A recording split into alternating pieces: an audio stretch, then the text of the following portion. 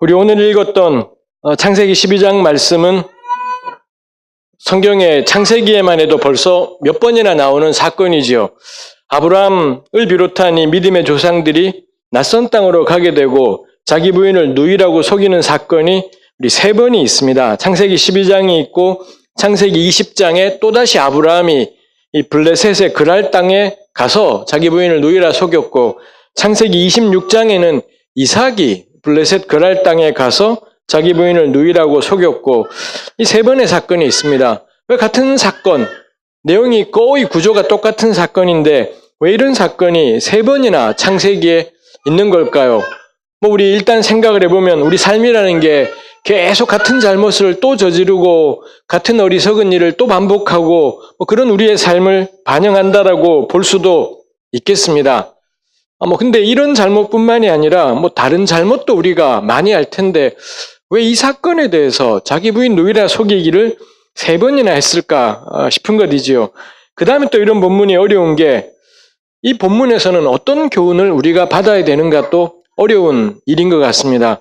아브라함의, 우리가 이 장면 속에 들어있다면 아브라함 보고 아무리 그러더라도 자기 부인을 속이지는 마라 이 나쁜 놈아 이렇게 권해야 되는 건지, 그래서 용기 있고 담대하게 정직해라를 권해야 되는 건지, 이게 어렵지요. 우리가 어려운 까닭이, 왜냐하면 창세기 본문 자체가 평가를 안 하지 않습니까? 우리가 읽었던 10절부터 20절까지의 단 한 구절도 하나님께서는 이 사건을 어떻게 보셨다라는 것을 전혀 우리에게 말해주지 않더라라는 게 또 우리가 이 본문을 볼 때의 어려움인 것이겠습니다.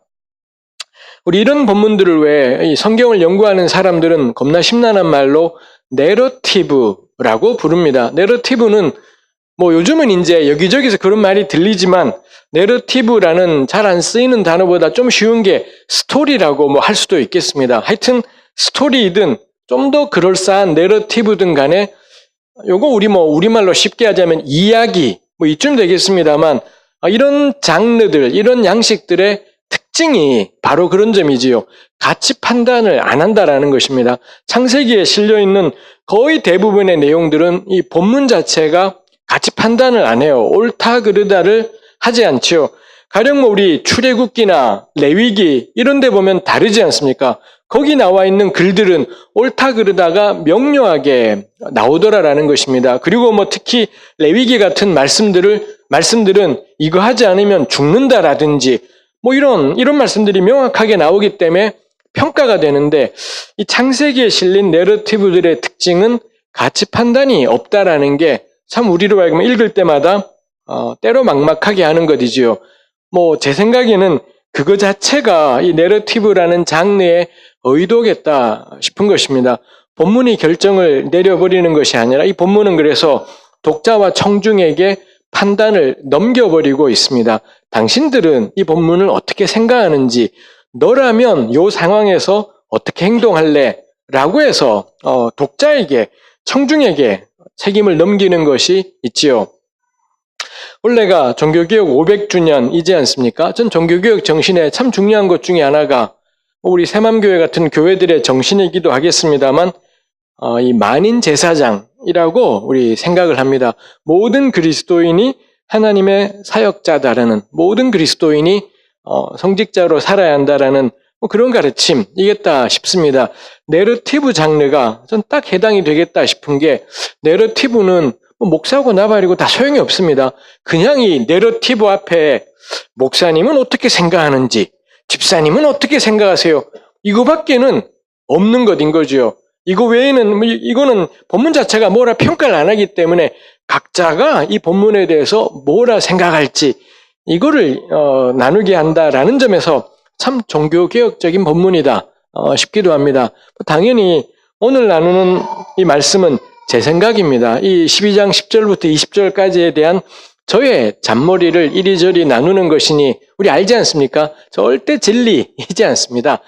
제가 나누는 건 절대 진리가 아니라 이 진리신 말씀에 대한 수많은 잔머리들 중에 하나로 한번 들어주시면 좋겠습니다. 그리고 우리 가능하다면 우리 새맘교회 교우들끼리 모이는 어떤 모임들이 있다면 그 모임에서 각자는 이 본문에서 뭔 생각들을 하시는지 나누어 볼 만하겠다 싶어요. 어느 것도 정답은 없을 것인 거겠습니다. 그게 내러티브의 특징이죠. 정답이라는 것이 없는 채 각자 이국리 저국리 해보게 하는 것. 아니 성경 본문에 정답이 없으면 어떻게 이 본문을 따라 내 삶을 살아가지 싶은데 말입니다. 근데 없잖아요. 평가를 안 하지 않습니까? 그렇다라는 건 정답 몰라도 정답 같은 거 없어도 하나님 말씀 붙잡고 전 살아갈 수 있겠다 싶은 것이 있습니다. 저의 잔머리 나누어 보도록 하겠습니다. 10절에 그 땅에 기근이 들었다라고 되어 있습니다. 이 10절이 위치가 말입니다. 12장 1절부터 9절 다음에 있지 않습니까? 창세기 12장은 아브라함 이야기의 시작입니다. 하나님이 아브라함을 불러내서는 멀쩡히 살던 땅에서 끄집어내서 내가 너에게 보여줄 땅으로 가라 생짜로 사는 동네를 옮겨버린 그게 12장이지 않습니까? 살고 있던 데에서 떠나서 가라 하고 첫 번째 아브라함이 맞닥뜨린 상황이 그 땅에 기근이 들었다. 이 그 땅이 어떤 땅인가요? 하나님이 가라 하셨던 땅이었다라는 겁니다. 하나님이 가라 하신 땅에 기근이 생겼더라. 근데 그 기근이 얼마나 심했든지 아브라함이 옮겨야 되겠다. 이런 생각까지 하게 되지 않습니까? 참 특이한 것이죠. 누구 사람을 하나님이 이게 지금 가지고 노는 것도 아니겠고요. 가라 하셔서 갔는데 첫 번째 상황이 기근. 기근은 수많은 천재지변이 있겠습니다만 그 가운데 기근은 이 생명이 없어져 버리는 거잖아요. 물이 없어버리니 모든 게 말라버리게 되고 그러니 작물들이 다 죽게 되고 천재지변 가운데 가장 심란한 게 모든 생명력이 전부 사라지는 게 기근일 텐데 하나님이 가라 하신 땅의 첫 번째 상황이 그 생명의 사라짐이었다라는 것도 참 특이한 일이었다 싶습니다. 아브라함이 그래서 애굽에 내려가려고 내려갔습니다. 괜찮은 걸까요? 애굽에 가야 되는 걸까요? 아니면 가지 말아야 되는 걸까요? 창세기 26장은 이삭의 이 사건입니다. 거기도 창세기 26장에 보면 그 땅에 다시 한번 기근이 들었다. 창세기 저자는 요 12장 사건을 염두에 둔 겁니다. 12장에 그 땅의 기근, 26장에 다시 한번 기근. 그래서 이삭이 애굽에 내려가려고 했다. 똑같이 되어 있습니다. 근데 하나님이 꿈에 등장하셔서 애굽에 가지 마라 라고 거기서는 또 말씀을 해요. 우리 그걸 보게 되면 12장에 나와 있는 애굽 내려간 건 찝찝하다라는 느낌이 생기지만 왜 하나님은 12장에서는 가라 마라 말씀을 안 하시고 26장에는 가지 마라라고 말씀을 하셨는가? 라는 것입니다. 그 다음에 또 특이한 건 그래서 26장 애굽에 이 이삭이 안 갔지 않습니까? 그럼 무슨 변화가 생겼습니까? 그랬는데도 그러고는 이삭이 간 곳이 블레셋의 그랄이었습니다. 대체로 이 이삭 같은 경우는 거주하던 지역이 헤브론, 부엘세바 이쪽 동네입니다. 헤브론, 부엘세바는 유다의 남쪽이고 애굽은 대충 방향으로 치면 남동쪽입니다. 이 헤브론, 부엘세바가 있는 곳으로부터 남동쪽으로 한참을 가야지 도달하는 게 애굽이고요. 이 헤브론과 부엘세바 그 아래쪽으로는 사막 지역이기 때문에 거긴 길이 없고요. 그래서 헤브론이나 부엘세바에서는 옆으로 이동을 해서 저는 이스라엘에 딱 한 번 갔다 왔더랬습니다. 재작년 1월 첫 주에 이스라엘을 이 느헤미야 교수님들이랑 같이 갔었고 그때 우리 이명희 집사님도 같이 가셨더랬습니다만 전 그래서 애굽을 갔다 와서 약간 그림이 있습니다. 제가 살면서 갔다 온 다음부터 늘 하는 소리가 아니 어떻게 이스라엘도 안 가보고 성경을 읽고 날린 거지?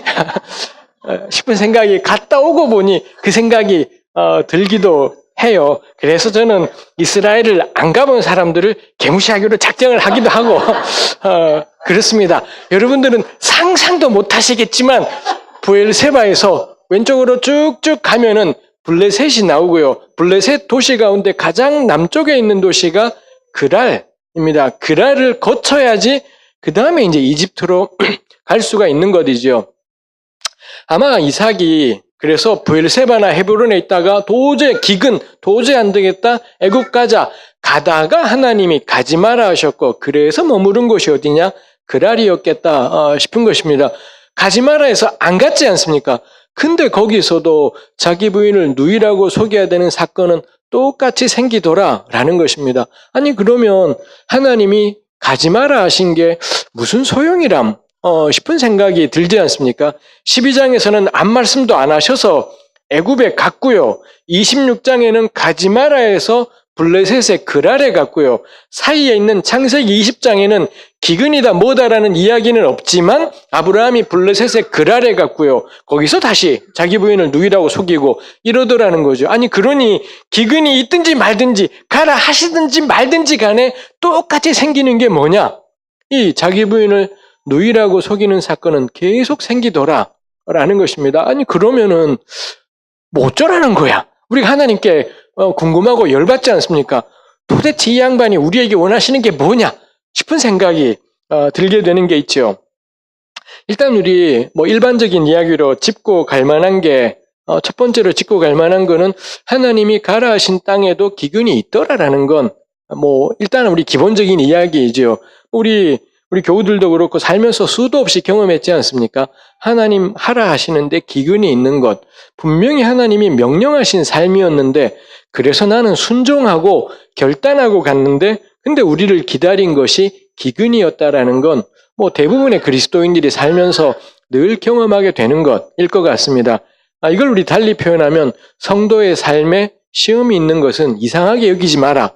그런 말씀으로 우리가 생각해 볼 수 있겠습니다. 저든 우리 새마음교회이든 마찬가지인 거겠지요. 하나님 가라 하신 곳에 기근이 있을 때 그 기근이 있는 걸 이상하게 여기지 말고 당연한 것으로 여기는 것이 전 일단 우리가 짚을 만한 거겠다 싶습니다.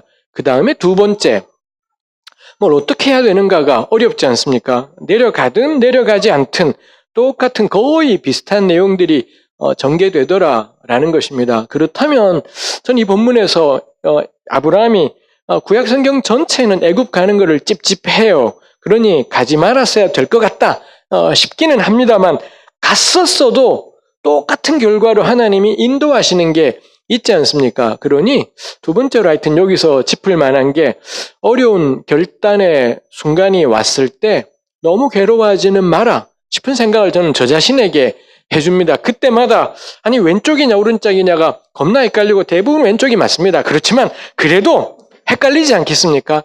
헷갈릴 때 하나님의 뜻을 묻겠답시고 그냥 가만히 자빠져 있는 게 아니라 뭐든지 해라. 뭐든지 하고 이게 내 욕망 때문에 선택하는 게 아니라면 일단 뭐든지 꼼지락거리고 뭐든지 움직이고 결단하고 가고 전 그게 하나님의 뜻을 분별하는 현실적인 방안이겠다 싶은 게 있습니다. 가만히 있지는 말고 뭐든지 붙어야지 그래야지 이러니 저러니가 될 수 있겠다 싶고요.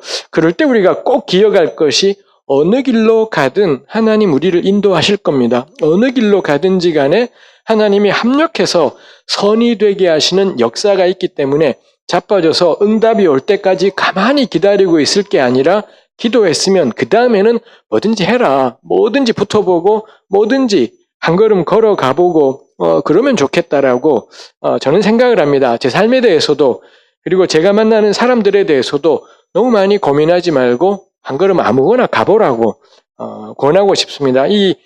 언제나 그렇잖아요. 골목에 끝까지 가야지 거기 가야지 그 다음 골목이 보이지 않겠습니까? 지금 내가 가야 할 길이 안 보인다라는 건 아직 그 골목에 끝까지 안 간 거예요.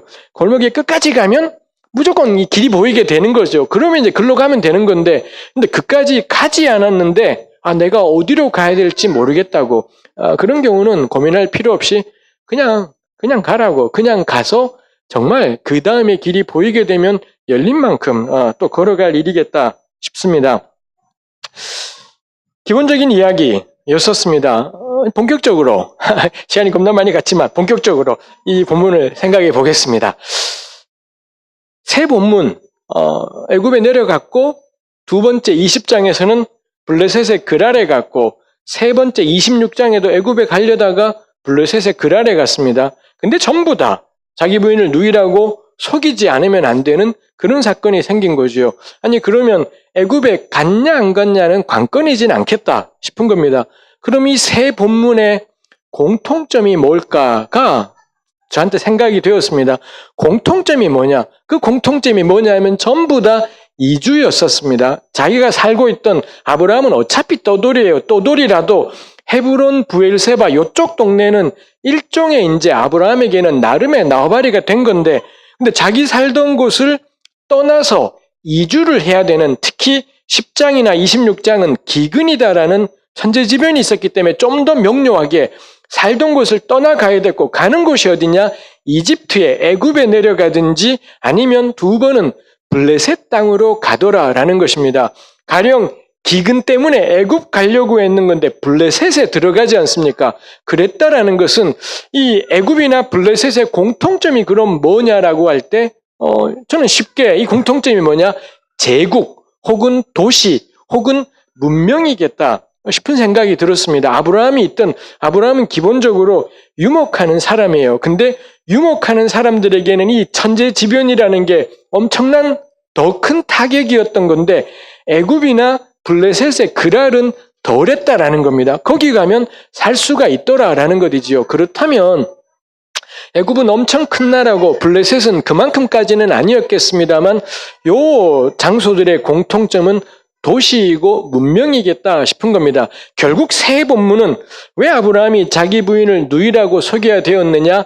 떠돌이 유목민이, 떠돌이 나그네가 도시 안으로 이주하게 되었을 때, 도시 안으로 문명 안으로 들어가게 되었을 때, 그때 이 사람이 하는 일이 자기 부인 누이라고 속이기 이더라는 거지요. 그러고 보니 창세기 20장에 그랄에 갔다가 누이라고 속였다가 나중에 알려져서는 이 블레셋 그랄 왕이 아브라함에게 너 왜 거짓말했냐? 라고 책망하듯 물어봅니다. 그때 아브라함이 대답하는 게 창세기 20장 11절에 보면 아브라함이 이르되 이곳에서는 하나님을 두려워함이 없으니 내 아내로 말미암아 사람들이 나를 죽일까 생각하였으며, 요 구절이 저한테는 결정적인 힌트였었습니다. 아브라함이 겁냈던 게 뭐냐 하면 이 동네는 하나님을 두려워하지 않기 때문에 이런 동네로 자기가 들어가게 될 때 부인 때문에 자기가 죽을까 봐 겁이 나서 누이라고 속였다라고 이야기를 하는 것이지요. 결국 이 세 본문의 공통점은 낯선 땅으로 도시로 떠돌이 나그네가 이주해 간 사건인 건데, 그럴 때 이 나그네가 가지는 두려움이 뭐냐 하면 그 동네는 하나님을 두려워하지 않는다라는 겁니다. 거기 하나님이라는 게 단지 구약의 하나님이지 않을 겁니다. 뭐 신에 대한 경외, 뭐든지 간에 어느 신이든지 간에 이런 것일 거다 싶어요. 근데 아브라함이 가진 선입견이라면 선입견이 뭔가요? 애굽이나 블레셋이나 도시와 문명의 이런 곳들의 특징이 뭐냐? 떠돌이 나그네가 들어가게 되면 하늘 무서운 줄을 모르기 때문에 나그네들은 개박살이 난다라는 겁니다. 특히 누가 박살이 나느냐? 자기 부인을 데리고 있는 이런 가정이 도시 안으로 들어가게 되면 그 집 여자를 뺏어가버리고 그 남편은 죽여버리고, 이게 아브라함이 가지고 있던 생각이었다라는 거죠. 이삭도 마찬가지인 거고요. 그래서 새 본문은 저는 믿음으로 머물렀어야 됐냐, 내려갔어야 됐냐, 내려가지 마라, 뭐 이런 것이 쟁점이다라기보단 이 새 본문의 공통 배경이 뭐냐? 낯선 곳으로 들어간 나그네의 삶이 한순간에 벼랑에 처하게 되는 현실이었겠다 싶은 것입니다. 그러고 보니 이게 낯설지 않은 게 우리 창세기 19장에 보면 롯이 살고 있던 소돔 땅에 나그네들이 들어오지 않습니까? 그러자 소돔 사람들이 전부 달겨들어서는 이 나그네들은 남자 나그네였었습니다. 그러자 소돔의 모든 사람들이 덤벼들더니 그 나그네들을 끄집어내라, 우리가 성관계하겠다, 뭐 이런 것이 있더라라는 거지요. 아브라함이나 이삭 같은 경우는 부인이 있으니 부인이 박살이 나는 거고요. 이 소돔에 찾아온 나그네들은 부인이 없으니 그 남자들 끄집어내 우리가 박살내겠다 이러는 것이더라라는 것입니다. 그 다음에 우리 이 뒤에 가면 야곱이 밧단 아람 갔다 돌아와서 에서랑 화해하고 세겜 땅에 가서 살지 않습니까? 세겜 땅에서도 똑같은 일이 생겨요. 그 야곱의 딸 디나가 세겜성에 놀러 가지 않습니까? 그러자 이 세겜 추장의 아들이 일단 디나를 성폭행하고 그 다음에 뭐 사랑하네 마네 돈을 주네 마네 뭐 이런 이야기들이 나오는 것이 있더라라는 것입니다. 이 창세기가 줄기차게 이야기하고 있는 바가 낯선 땅에 떠돌이 나그네들이 이 도시 안으로 떠돌이 나그네가 흘러 들어온다. 그럼 그 나그네는 박살이 나는 겁니다. 여자가 있으면 여자가 죽는 거고요. 여자가 없으면 남자가 죽는 거고 뭐 이런 상황이 벌어지고 있더라. 라는 것입니다. 항상 이거 일반적인 이야기인 것 같습니다. 이 존 머터라는 지진학자가 있습니다. 그분이 평생 지진을 연구한 지질학자였던 건데 그러다가 이분이 무언가를 깨닫고는 사회학을 같이 공부했습니다. 그래서는 이분이 쓴 책 가운데 이 재난 불평등이라고 번역된 책이 있습니다.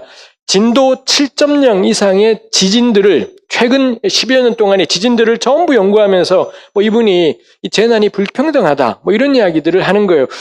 진도 7.0의 지진은 모두에게 공평합니다. 그냥 갑자기 확 닥치기 때문에 가난하건 부하건 아무 상관없이 모두에게 닥치게 돼요. 근데 이분이 이 지진을 다 관찰하면서 깨달은 게 뭐냐면 지진 자체는 천재지변인데 지진 전의 상황, 지진 후의 상황 요건 완전히 사회적인 이야기이더라라는 거지요. 거기 별의별 이야기가 다 있습니다만 지구상에서 진도 7.0 이상의 지진이 가장 많이 일어나는 동네 가운데 하나가 뉴질랜드라고 해요. 환태평양 조산대라서 막 일어나는데 근데 뉴질랜드는 7.0 지진이 나도 사상자의 수가 10여 명, 다친 사람까지 포함해서 10여 명이라는 겁니다.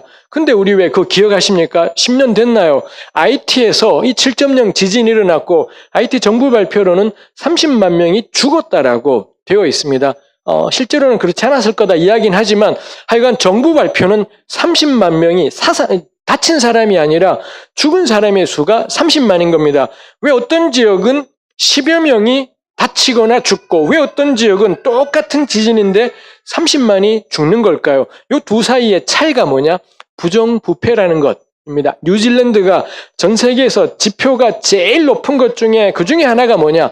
부정부패 지수가 가장 낮은 나라가 뉴질랜드이더라라는 것이지요. 결국 이 지진으로부터 사상자 수를 적게 만드는 가장 효율적인 방법은 부패되지 않는 세상, 정의로운 세상이 지진을 이기는 길이다라는 게 뭐 그 책에서 그런 이야기가 있기도 하죠. 그 땅에 아브라함이 사는 땅에 기근이 생겼습니다. 기근은 모든 사람에게 타격이에요. 근데 그 타격 가운데 가장 극심한 타격을 누가 받냐? 떠돌이 나그네 이더라라는 것을 우리가 생각해 보게 되지요. 그러자 아브라함은 이주를 해야 됐고 그러고는 삶 전체가 우리 11절부터 당신 덕분에 나 좀 살자. 사실 기근 때문에 살자고 애굽에 가는 건데 막상 애굽에 거의 다다르자 이 아브라함은 자기가 당장 죽기라도 할 것처럼 덜덜 떨면서 자기 부인에게 이야기를 하더라는 겁니다. 기근이 모든 사람에게 타격이지만 가장 극심한 타격을 받는 집단은 나그네구나라는 것입니다. 이거 생각하면 저는 아브라함 보고 그럼에도 불구하고 당신은 정직했어야 된다. 정직하게 내 아내라고 말했어야 된다라는 게 이게 별로 동의가 안 되었습니다. 정직은 너무 중요한 가치이고 특히 우리한테 참 소중한 가치인 거겠습니다만 아니 이 낯선 땅에 흘러들어가면 당장 목숨이 경각에 처하게 되는 나그네의 현실이 있는데 정직을 이야기하는 게 왠지 겁나 배부른 듯한 느낌이 드는 저는 들었더랬습니다. 우리네 교회가 사실은 나그네의 삶이 벼랑에 놓이는 것 이건 건들지 않은 채 정직이 교회가 외칠 메시지라고 생각하는 게 이게 맞는 소린 건가? 여전히 정직은 중요하지만 이게 교회가 외칠 소리에 다인 걸까 싶은 것입니다. 제가 어릴 때 제가 지금은 키가 겁나 큽니다만 어릴 땐 되게 작았더랬습니다.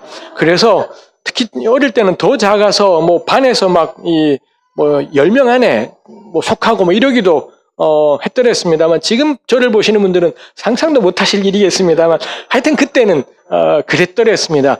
저희 어머님이 저를 데리고 어디 가실 때 제가 초등학교 2학년이 될 때까지 버스 차비를 안 내시는 겁니다. 초등학생은 차비를 내야 되지 않습니까? 근데 저희 어머님이 너 학교 안 다닌다 그래. 그러고는 버스를 같이 타시는 겁니다. 버스 타시면서 당신 차비는 탁 집어넣으시군요. 그냥 쌩 들어가시는 거죠. 버스 기사가 절 보는데 아무리 봐도 키는 작아도 학교가 다니겠더라라는 것입니다. 저희 어머님 보고 얘 차비는요. 어머님 너무 당당하게 학교 안 다녀요. 그러고 막 뒷자리 가서 앉으시는 거고요. 버스 운전기사가 저를 보고 저희 어머님을 보고는 들어가, 더 말해봐야 씨도 안 먹히겠다 싶어서 이제 들어가, 이렇게 하는 거죠. 그때마다 제가 할 수 있는 일이라고는 가능한 한 학교 안 들어간 아이의 얼굴을 하고 있기 뭐 그거 외에는 할 수 있는 것이 없었더랬습니다. 제가 지금 와서 생각을 해보는 겁니다. 그때 저희 어머님이 제 차비를 정직하게 내셨더라면 대한민국이 좀 바뀌었을까요? 제가 초등학교를 다니던 시절이 따지고 보니 1970년대 초반이었더라고요. 1970년대 초반이 어떤 해인가요? 72년에 유신헌법이 시작이 되었습니다. 그 앞뒤로 긴급조치 이러면서 대통령 욕만 해도 전부 잡혀가고 인생을 결단 내버리던 그런 시대였었지 않습니까? 그 긴급조치의 시대에 그 살벌하고 무시무시한 유신 쿠데타의 시절에 저희 어머님이 제 차비를 정직하게 내면 이 땅을 살아가는 우리 대한민국 사람들의 삶이 좀 바뀌었을까요? 좀 변화가 되었을까요? 그랬을지도 모르겠습니다. 그렇지만 저로서는 잘 동의되지 않는다 싶은 것입니다. 나그네가 자기 부인을 누이라고 속이는 게 잘못이 아니라, 잘못이지요. 잘못이지만 더 붙어야 되는 건 자기 부인을 누이라고 속이지 않으면 안 되는 현실, 이게 우리 앞에 엄연하게 있는데 그 현실에 대해서는 붙지 않은 채 왜 자꾸 거짓말하니, 왜 자꾸 속이니, 담대해야지, 하나님 의지해야지라고 말하는 게 이거 배부른 소리 같다 싶은 생각이 저에게 있게 되는 것이지요. 해서 이 본문의 제목을 제가 들리지 않는 소리라고 했습니다만, 첫 번째 들리지 않는 소리가 나그네이죠. 이 본문이 겁나 잔잔하게 쓰여져 있고, 제가 오늘 아까 봉독하시는 걸 들어보니 새 번역은 더욱 담담하고 찬찬히 이 본문이 약간은 명랑쾌활한 느낌으로 번역되어 있다 싶은 생각이, 뭐 바로가 잘 대접했다 뭐 이런 말들이 나오면서 이 분위기가 아주 더 부드럽다, 개혁보다 더 부드럽다 싶습니다만, 사실 그 본문에서 울려지고 있는 건 나그네의 소리죠. 기근 때문에 완전히 벼랑에 선 나그네의 소리가 울려지고 있다 싶습니다. 두 번째 들리지 않는 소리는 뭘까요?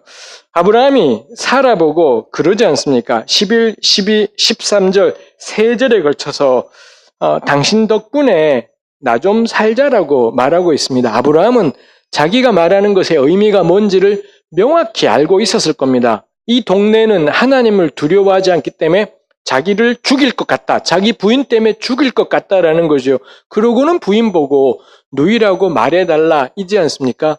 세겜 땅에 있던 디나에게 어떤 일이 일어났는지를 우리가 생각해보게 될 때, 사라를 누이라고 말하게 되면 어떤 일이 일어난다라는 걸 아브라함은 명확하게 알고 있습니다. 이걸 세번역 성경은 대접받도록 자꾸 뭐 그렇게 번역을 하고 있었습니다만 부당한 번역일 것 같습니다. 어떤 일이 있는 건가요? 반드시 사라는 잡혀갈 겁니다. 성폭행 당하게 될 거고요. 데려가는 대신에 돈을 잔뜩 안겨준 것인 거지 않겠습니까? 아브라함은 그걸 명확히 아는 채로 자기 부인에게 이야기했고, 사라는 그 이야기를 그저 들어야 되었습니다. 이게 무슨 의미인지 서로 간에 피차 알면서 이야기가 되죠. 14절에 마침내 애굽에 도착했습니다. 1단계 애굽 사람들이 이 여자를 보았습니다. 2단계 15절 바로의 고관들이 이 여자를 보았습니다. 3단계 마침내 이 여자가 바로의 궁전에 들어갔습니다. 성경이 이렇게 표현하는 게 애굽의 모든 남자들에게 시선 강간을 당하고 있는 거죠. 모든 여자들이 자기 나와바리에 웬 또돌이가 들어왔다.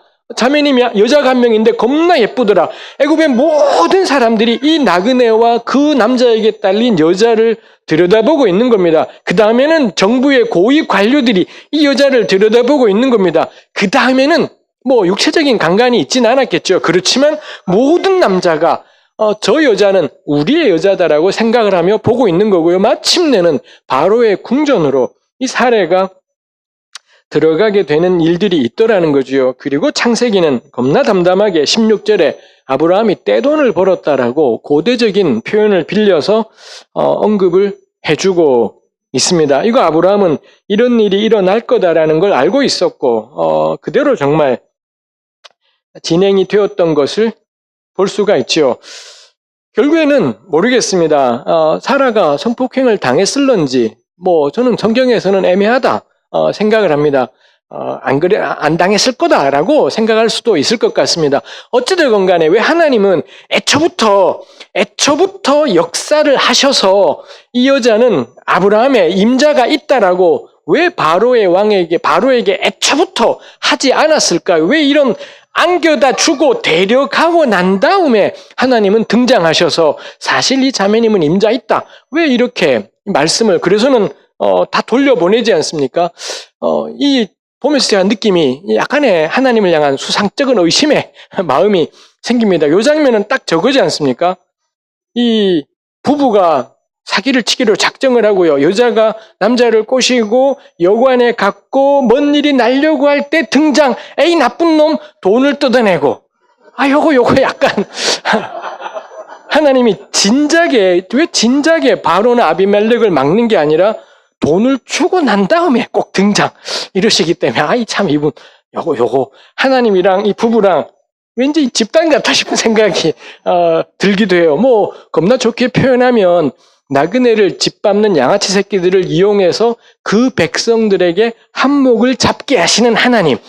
악인이 수고해서 번 것을 그 백성에게 가게 하시는 하나님. 이런 모티브는 성경에 되게 많이 있지 않습니까? 악인들이 잔뜩 모아놓은 것이 전부 의인의 차지가 되리라. 잠언에도 그런 말씀이 있기도 하니 그거의 실제적인 예일 수도 있겠다 싶습니다만 우린 해피엔딩이니 아니까 우리 그렇게 말할 수 있겠지만 당사자들에게는 이 결코 쉬운 일이지 않았을 것이겠다 싶습니다. 하나님이 등장하셔서 바로에게 진상을 알게 하셨습니다.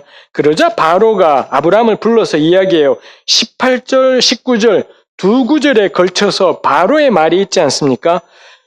너 어째서 나한테 이렇게 행했냐? 너 어째서 그를 내 아내라고 말하지 않았냐? 너 어째서 누이라고 말해서 내가 이렇게 하게 했냐?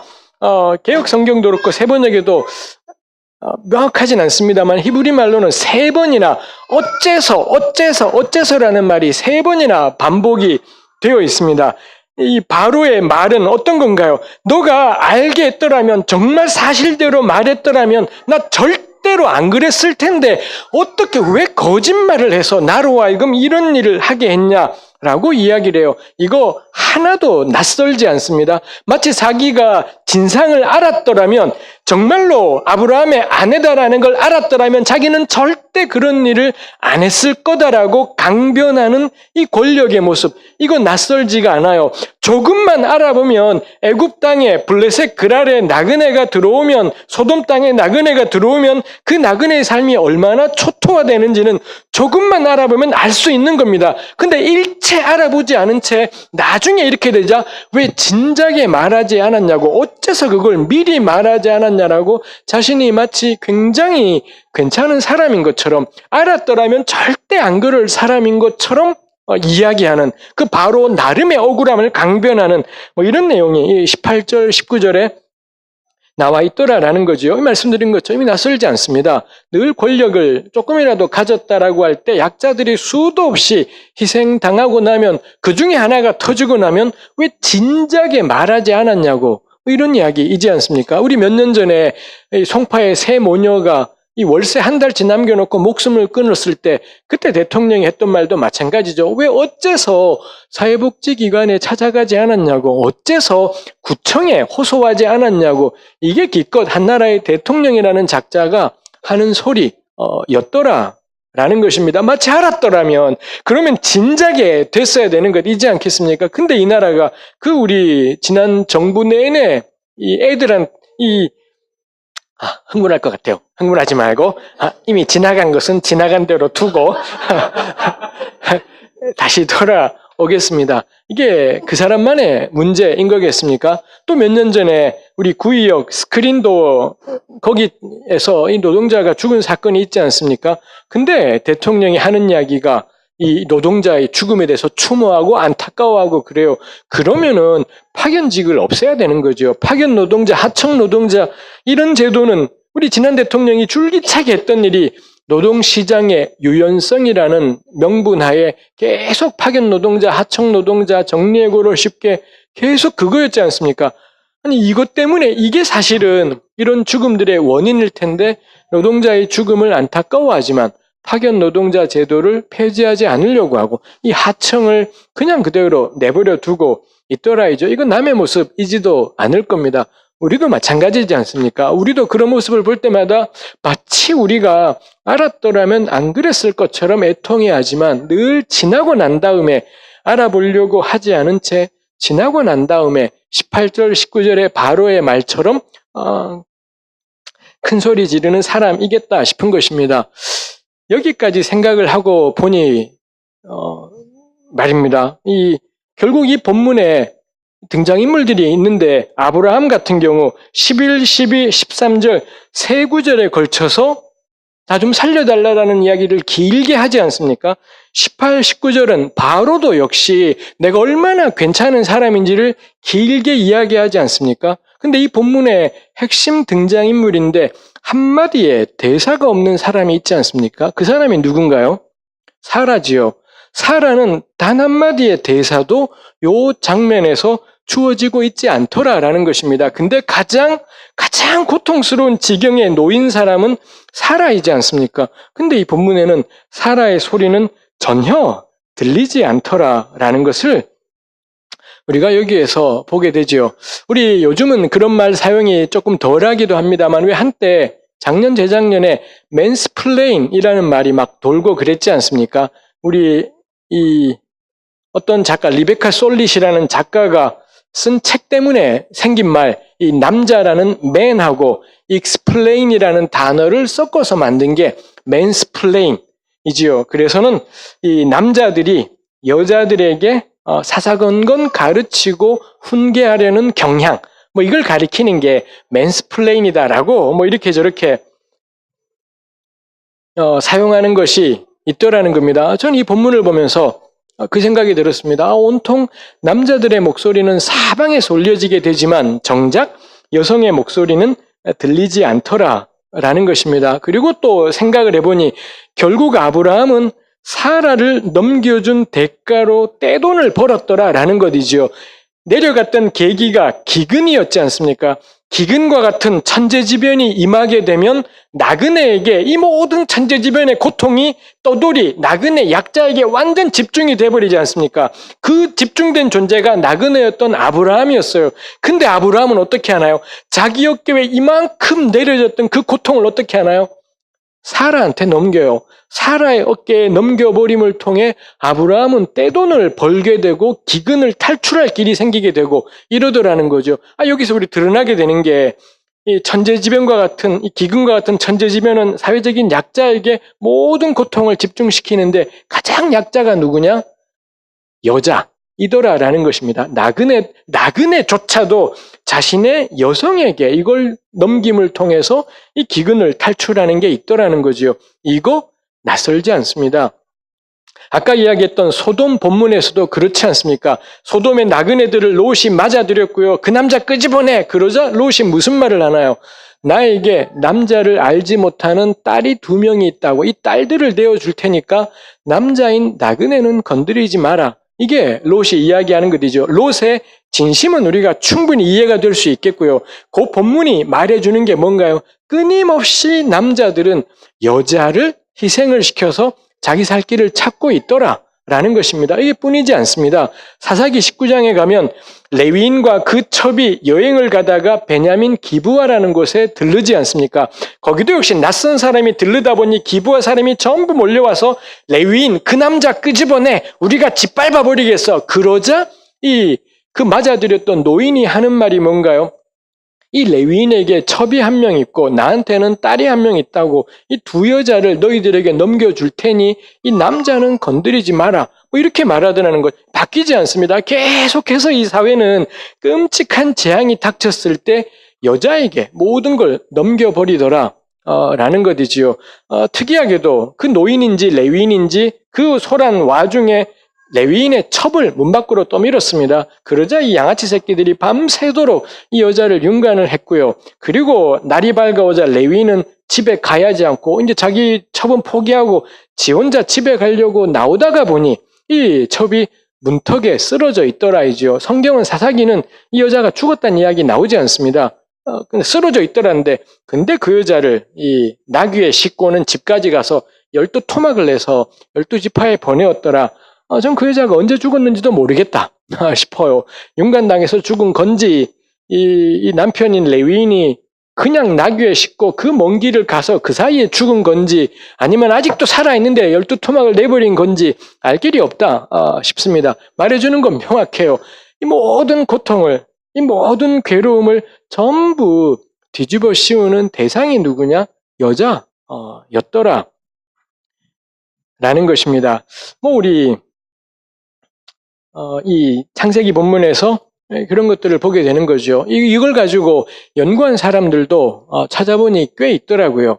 우리나라에 왜 정희진이라는 여성학자가 있지 않습니까? 그래서 그분이 쓴 책과 글 가운데 식민지, 남성성 이런 표현도 있더라고요. 식민지를 살아가는 남자들이 이 식민지라는 너무 고통스러운 상황을 극복하는 방법의 하나가 뭐냐? 부인을 내돌리는 겁니다. 부인을 넘기거나 부인을 희생시키거나, 그리고 부인을 희생시키자 얼마나 마음이 괴롭겠습니까? 그럴 때 식민지 남자들이 선택하는 방법이 술 퍼마시기예요. 술을 퍼마시고 막 고통스러워하고 괴로워하는 겁니다. 자기가 얼마나 괜찮은 사람인데, 자기가 정말 괜찮은 사람인데 도저히 어쩔 수가 없기 때문에 자기 부인을 넘긴 거예요. 그러고는 집에 와서 술 퍼마시며 괴로워하며 고통스러워함을 통해 자기의 순결함을, 자기의 순수함을, 자기가 원래는 괜찮은 사람임을 보이는 것. 그래서 우리 식민지를, 우리 일제시대 때를 배경으로 한 소설에 등장하는 남자들은 늘 술 퍼마시고 있는 고주망태들이더라. 이게 딱 뭐냐? 식민지 남성인 겁니다. 일본이랑 싸워야지요. 일본이랑 붙든지 그렇게 돼야 되는데, 거기는 싸우기에는 너무 큰 겁니다. 뭘 하냐?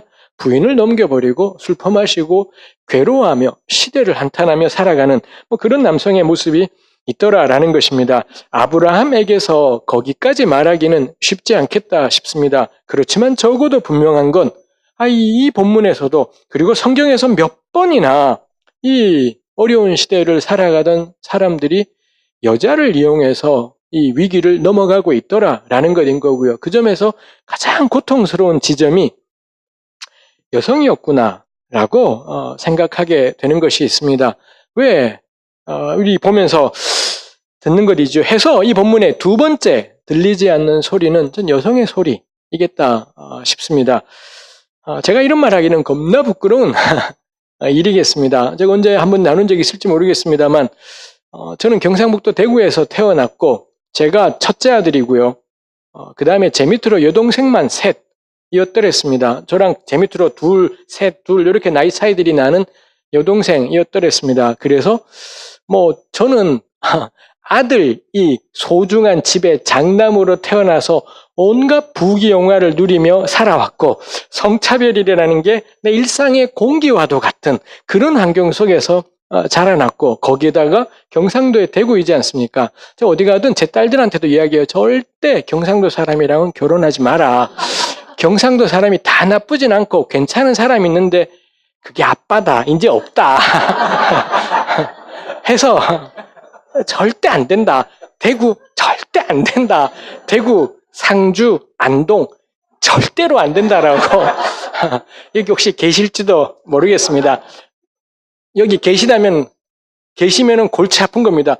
그분 빼고 그 드문 사람이 한 명이 여기 있는 거기 때문에 더 확률이 적어진 것이겠습니다. 저한테는 성차별이 공기입니다. 공기처럼 너무 자연스러운 곳에서 자라났기 때문에 저는 지금 와서 놀라게 돼요. 나 그랬구나를 하면서 놀라게 되는 것이 있습니다. 그리고는 이 창세기 12장을 보면서 또 생각을 해보게 되는 것이 있었습니다. 결국 이 본문에 사라의 소리는 한마디도 들리지 않습니다. 근데 사라가 등장하는 장면이 있지요.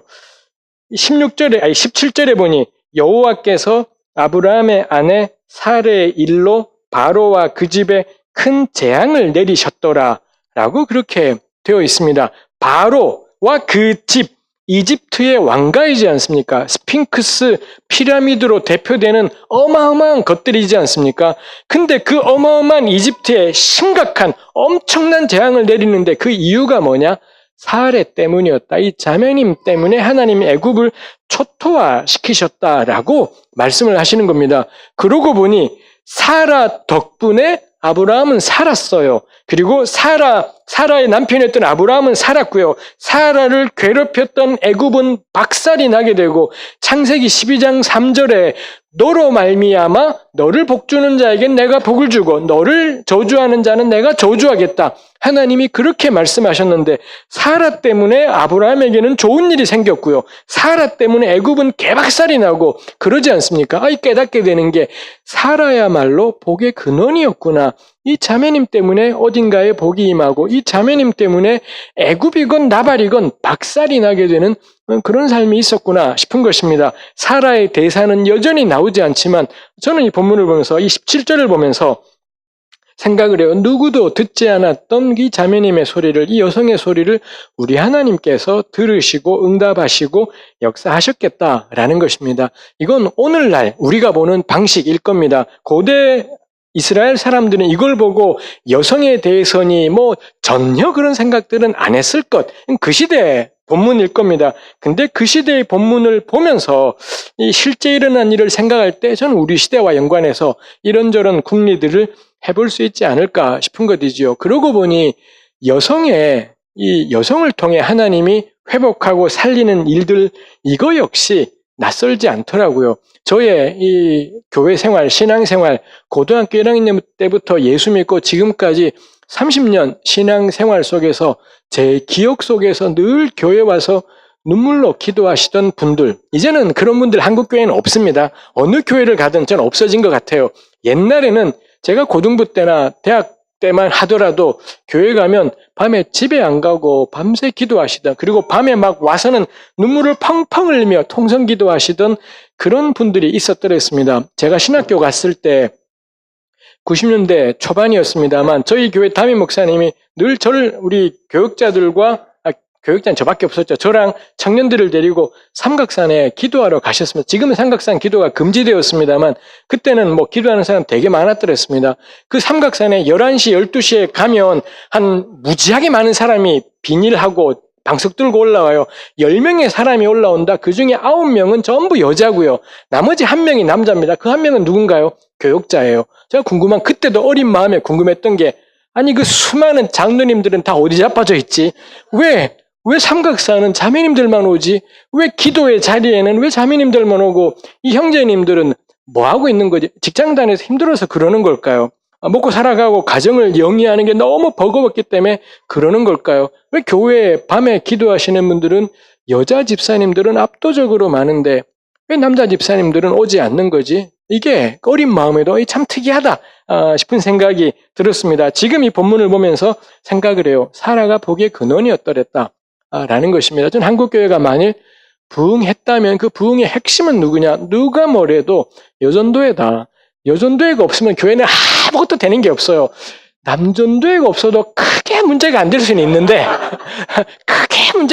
있는데 여전도회가 없으면 교회 형사가 새만교회는 저는 다를 거라고 생각을 합니다. 그렇지만 우리 전통적인 교회들은 여전도회가 없으면 아무것도 되는 일이 없지요. 그리고 찾아보니 구약 안에 그런 이 소재들이 굉장히 많이 있었습니다.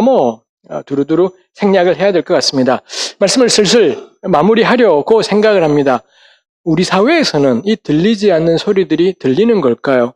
이 나그네의 소리가, 그리고 여성의 소리가 들리고 있는 건지 돌아보게 되는 거죠. 재앙이 닥치면 그 재앙을 가장 온몸으로 겪는 사람은 가장 약한 자들인 거고요. 그리고 고대 사회에서나 지금 우리 사회에서나 그 가장 약한 자는 누구냐?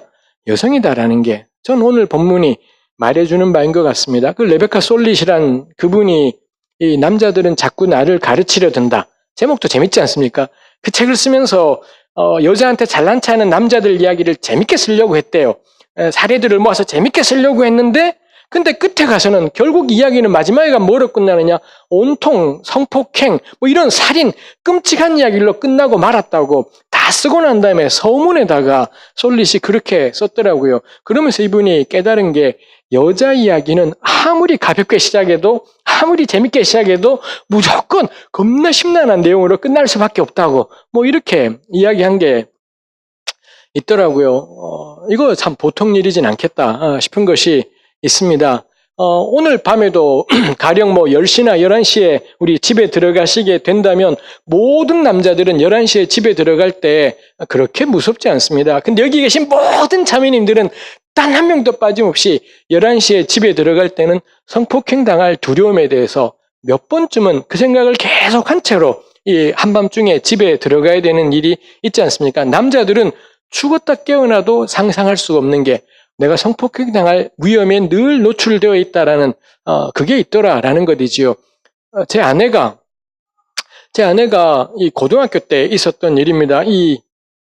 왜 그때 자매들 왜 2차 성징이 나타나지 않습니까? 집사람이 그때 가슴이 나오기 시작했고요. 그래서는 안 그래도 부끄럽던 차에 근데 이 웬 남자애가 지나가면서 집사람의 가슴을 툭 치고 지나간 것입니다. 안 그래도 부끄럽던 판에 그런 일이 생기자 그래서 제 아내가 대응한 게 뭐냐? 어깨를 움츠리는 겁니다. 가능한 한 가슴을 안 나와 보이게 하려고 움츠린 것이지요.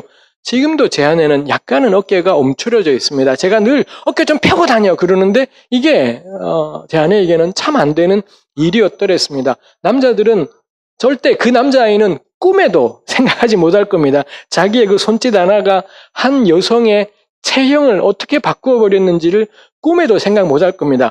여기 계신 자매님들은 어떤가요? 지금까지 40년, 50년, 60년 살면서 대한민국의 모든 자매님들은 한두 번쯤에 성추행 당한 경험들이 없는 자매가 저는 거의 없을 거다라고 생각을 합니다. 남자들은 상상도 할 수 없는 세계겠다 싶은 것이 있습니다. 저는 우리가 교회로 존재하게 된다라는 게 그리고 우리 하나님을 믿으며 살아가게 된다라는 게 이 잘 들리지 않는 소리 이건 노력하지 않으면 안 들려요. 노력하지 않으면 우리 맨날 바로처럼 말하지 그랬어. 진작 말했더라면 내가 그렇게 안 했을 텐데 계속 그 소리만을 우린 평생 가도록 그 소리만을 하고 있겠다 싶은 것입니다. 이건 귀 기울이지 않으면 안 들릴 겁니다. 이건 노력하지 않으면 절대 들리지 않을 소리이겠다 싶은 것이지요. 여기 나그네이니 여성이니가 결국 또 상징하는 게 작은 소리, 약한 소리, 약한 약자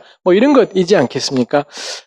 말씀을 마무리하고 싶습니다. 새맘교회가 일상 속에서 그 작은 소리에 더욱더 귀 기울이는 그런 공동체가 되었으면 좋겠습니다. 그 작은 소리들이 울려질 수 있게 하고 진작 말하지 그래서가 아니라 그 전에 알아보고 물어보고 의견을 충분히 들어보고 그 작은 소리들이 울려지게 되고 들려지게 되면 좋겠습니다. 그리고 여기 계신 우리 모든 형제님들이 저도 마찬가지이죠. 이 땅을 살아가는 여성들의 소리에 대해서 귀 기울이고 공부하고 절대로 자매님들은 직관적으로 알아요. 쟁점이 뭔지가 직관적인 문제입니다만 형제님들은 절대로 기도 백날 해도 아무 소용이 없습니다. 이건 기도로 해결되는 게 아니라 공부하지 않으면 죽었다 깨나도 해결이 안 되는 게 이 사회 속에 잘 들리지 않는 여성의 소리 이겠다 싶은 것이 있습니다. 그 소리에 귀 기울이는 그런 은혜가 있으면 좋겠습니다. 그리고 그 소리가 울려지는 우리 신앙 공동체이면 좋겠습니다. 기도하겠습니다. 하나님 아버지, 우리로 하여금 우리 주 예수 그리스도를 우리 구주로 고백하게 하셨으니 하나님 우리 마음을 열어주셔서 이 소리들에 귀 기울이는 주의 백성들이 되게 하여 주옵소서. 그 작은 소리들에 응답하며 찾아 나서는 하나님의 사람이 되게 하여 주옵소서. 예수님의 이름으로 기도합니다. 아멘.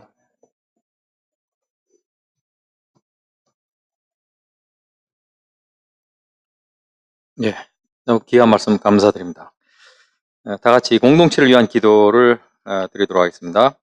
최저임금 인상으로 불안해하는 소상공인에 대한 정책이 잘 이루어져 서민들과 약자들이 상생하는 사회가 될 수 있도록 배임죄로 기소된 총장의 퇴진을 요구하며 수업을 거부하고 있는 총신대 학생들을 통하여 총신대에 하나님의 정의가 바로 설 수 있도록 예산과 입법을 시작한 국회가 정쟁으로 얼룩지지 않고 국민과 나라를 위해 일할 수 있도록 교우들과 함께 하나님의 나라와 그 의를 추구할 새 목사를 하나님께서 세워주시도록 같이 위해서 기도하도록 하겠습니다. 하나님,